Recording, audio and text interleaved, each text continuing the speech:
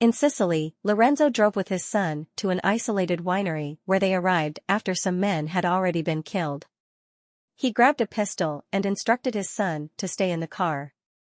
Lorenzo was accompanied by one of the guards inside the building where they saw more dead bodies brutally killed and reached the basement where two of the guards had Robert at gunpoint.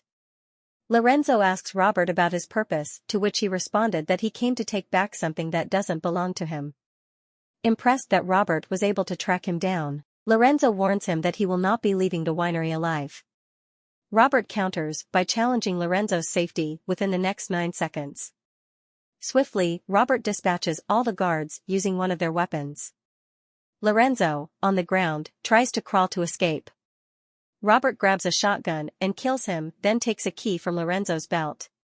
Exiting the building, Robert points his gun at Lorenzo's son but spares him and continues to walk. However, the young man takes a shot. When Robert turns around to retaliate, the boy drops his weapon and flees. Robert soon realizes that he was shot in the back. On his drive back, Robert eventually passes out and is found by one of the local police officers, Gio. Gio takes Robert to a local doctor, Enzo, and assists in patching Robert up. When he wakes up, he is unable to answer Enzo's question about whether it was a good man or a bad man they had saved. Nevertheless, Enzo carefully oversees Robert's recovery, and on the 3rd day, Robert can walk with a cane well enough to explore the town. Robert stopped by a local cafe, where he ordered tea, but Amina served him coffee instead. Later, Gio arrived with his daughter, Gabby. Gio then handed over the keys to his car and left. At Enzo's place, Robert makes an anonymous call to the CIA's Financial Operations Group and speaks to Agent Collins. He reports the discovery of a strange winery in Sicily that is apparently importing wine from Syria. Robert spends the next few days getting to know the locals and various business owners in the marketplace. One day, he notices a gang extorting money from the store owners. As he passes by, he overhears Angelo getting beaten up by Marco. Robert watches as the gang leaves the store after warning Angelo about returning for the money. The next day, Robert visits Angelo's store to buy fish. Angelo refuses payment from Robert, stating that it was an honor for Enzo's friend to come to his shop.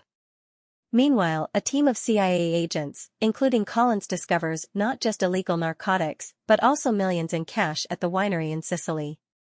Given that these activities were not even on their radar, Emma and her colleague, Frank, decide to continue searching for any information they can find. Enzo inspected Robert's wounds, to which the latter asked why Enzo didn't report him to the police, but Enzo insisted that not knowing if Robert himself is a good man or not is a sign of a good person.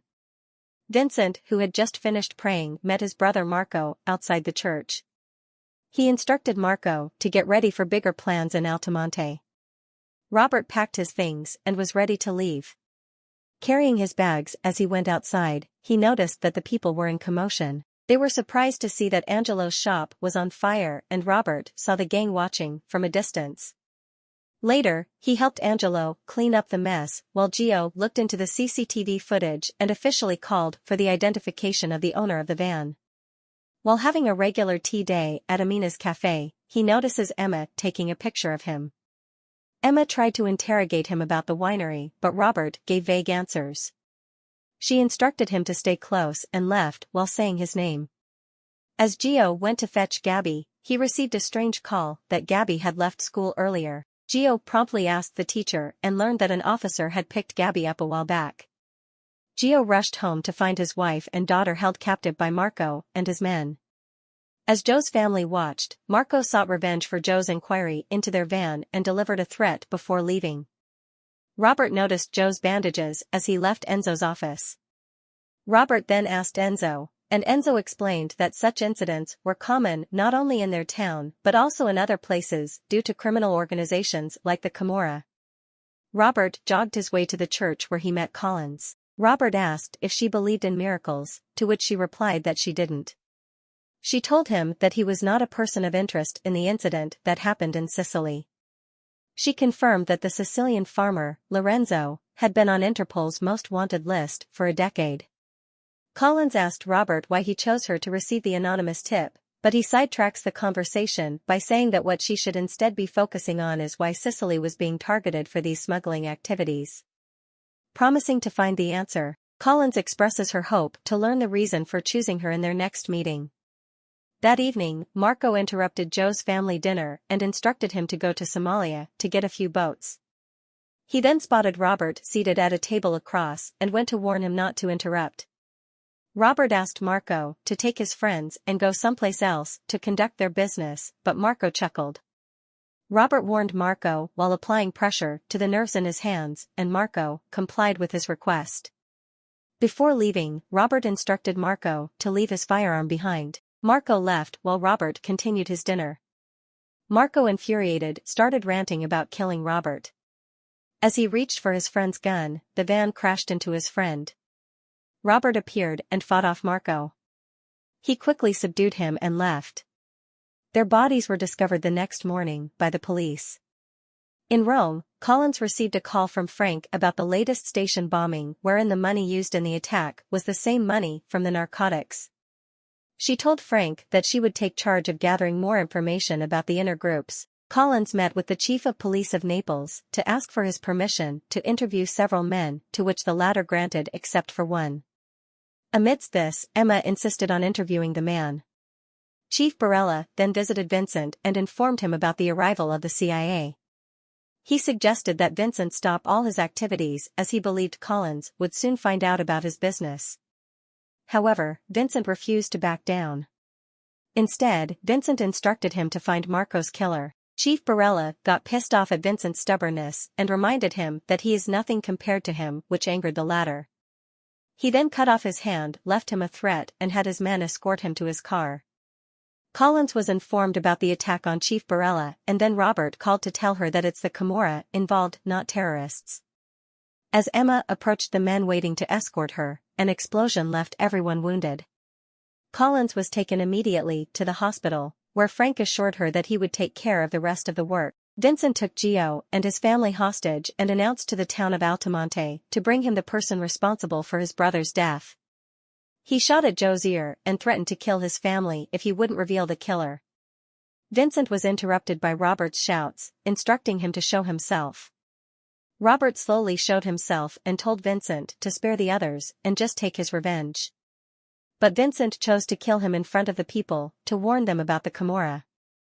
Just as Vincent was about to shoot Robert, Enzo retaliated, and everyone took out their phones to record everything.